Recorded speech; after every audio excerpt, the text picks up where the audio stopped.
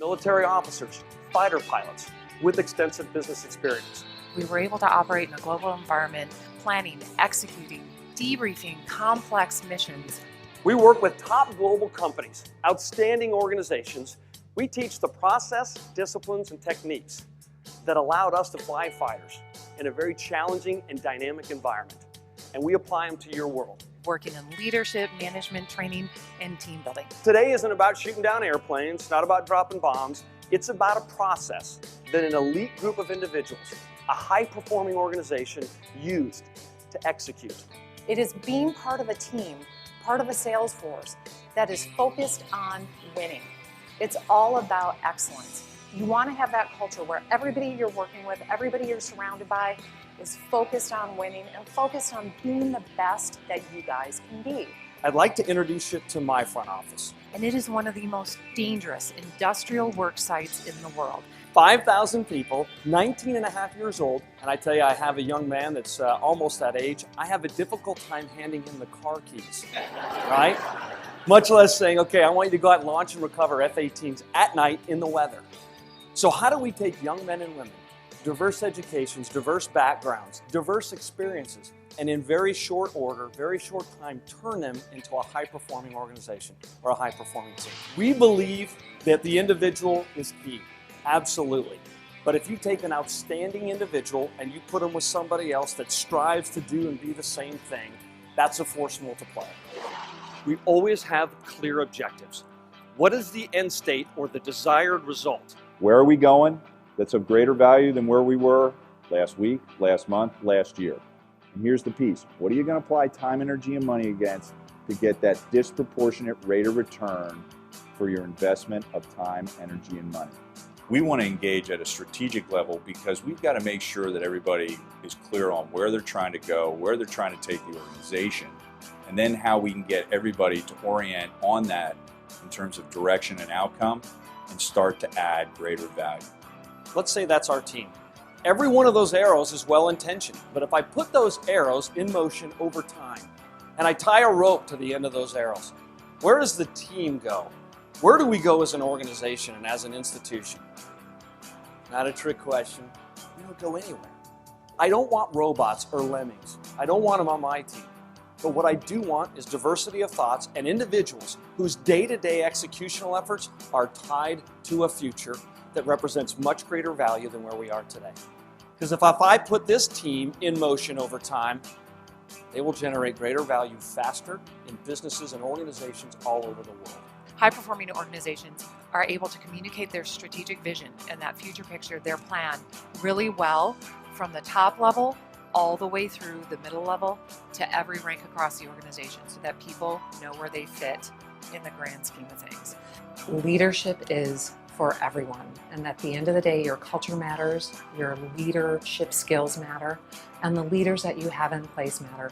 You need to be able to lead with courage, you need to be able to lead with integrity, and if you can do all those things together and you have the good processes and you have the disciplines in place, you can really inspire your team to do phenomenal things. The biggest enemy for any enterprise is time.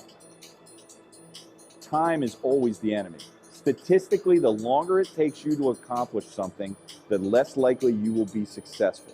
So if we're learning as fast as we can, we're gaining new insights about the markets around our stores, and we're able to take that new information and make the necessary adjustments, we can go make it happen faster.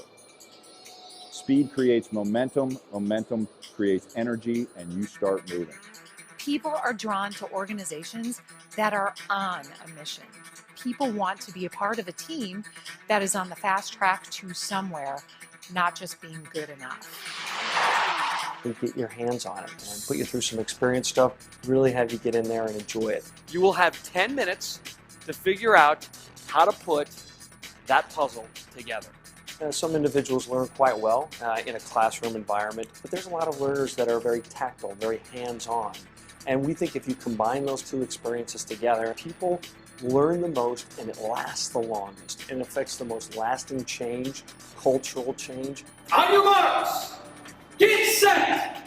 Go!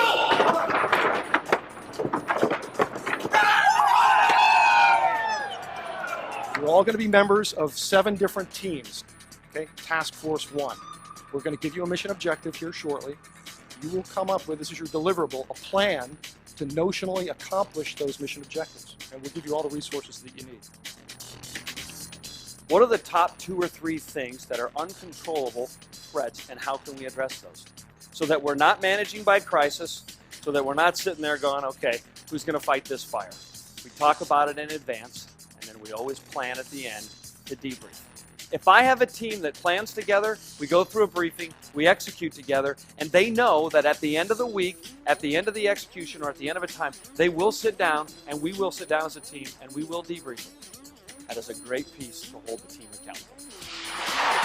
The message has been great.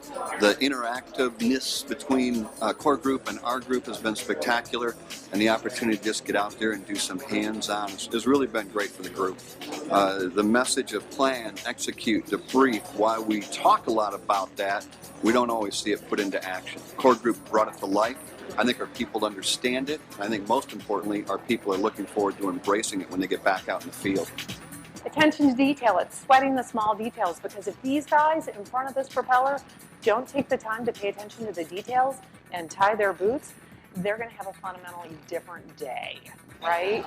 So sweat the small details, because you never know what is coming up behind you. Are we directing the people that work for and with us in the proper direction so we create the greatest value that we can for the organization in the shortest period of time? Most valuable commodity is people exercising initiative on the right things. And the only way they can do that is if we educate them on where we're going that's more valuable than where we are today.